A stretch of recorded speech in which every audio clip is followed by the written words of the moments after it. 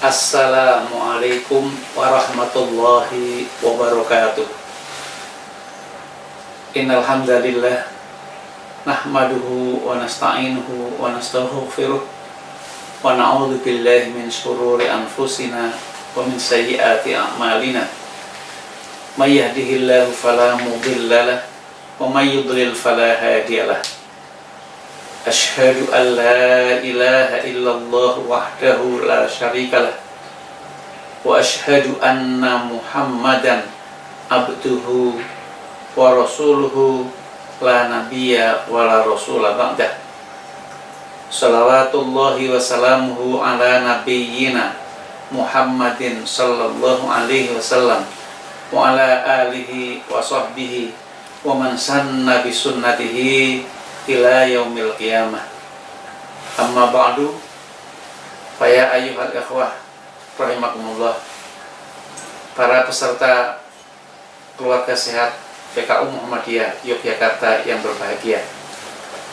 Alhamdulillah, kita telah dapat menunaikan ibadah puasa meskipun kondisi kita dalam keadaan yang serba istimewa ini.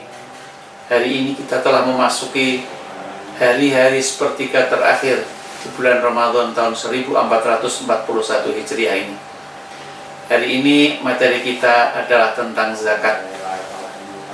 Saudara-saudara yang berbahagia, zakat ini pada dasarnya ada dibagi menjadi dua besar. Yang pertama adalah zakat fitrah, itu yang berkaitan dengan Ramadan.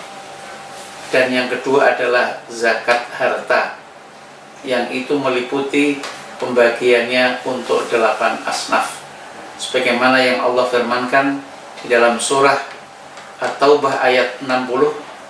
A'udzubillahi minasyaitonirrajim.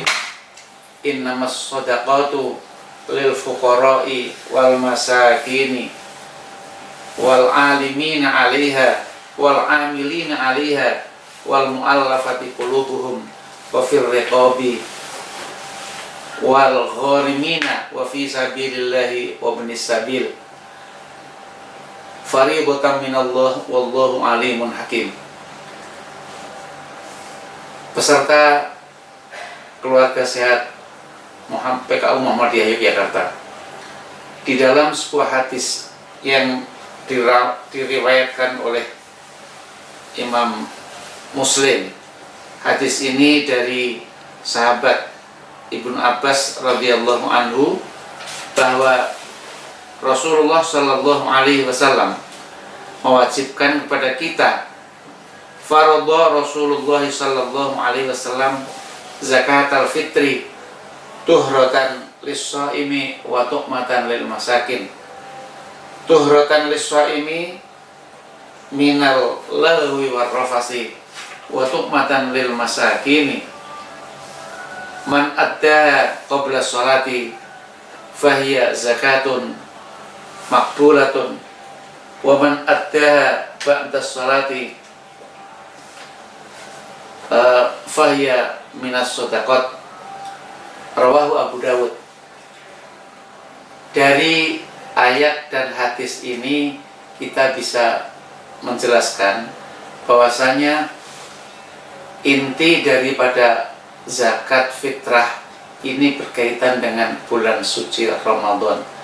Jadi siapapun yang menjadi tanggungan kita, anak, istri, pembantu, dan semua yang dalam tanggungan kita, mesti kita keluarkan zakat fitrah, termasuk bayi yang baru lahir sebelum terbenamnya matahari di hari terakhir di bulan Ramadan tersebut. Maka itu juga mesti kita keluarkan zakat fitrahnya.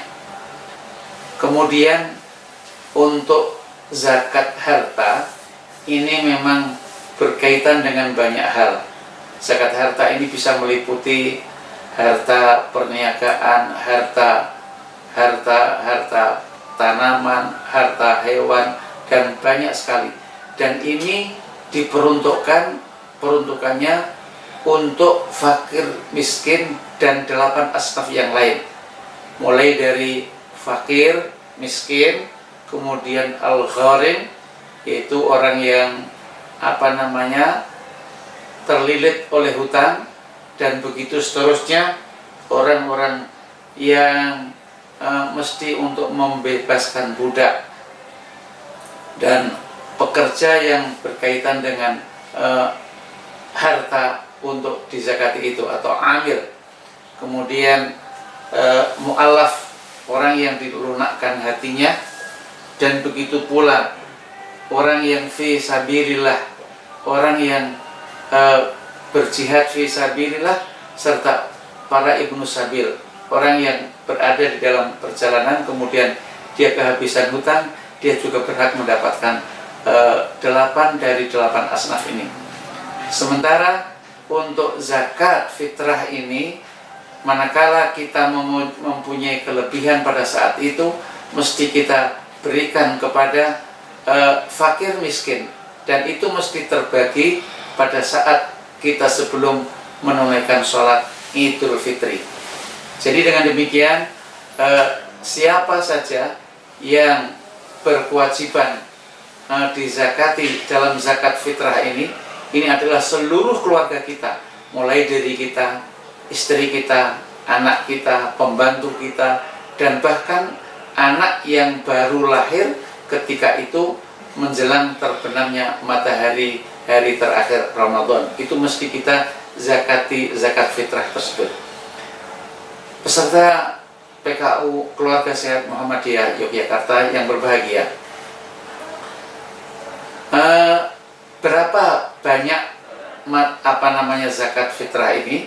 Zakat fitrah ini sebanyak 1 sok atau sekitar 2,5 kilogram dari makanan pokok di tempat itu. Kalau di tempat kita makanan pokoknya adalah beras, biasanya sekitar 2,5 kilogram beras kita bagikan bagi masing-masing keluarga itu.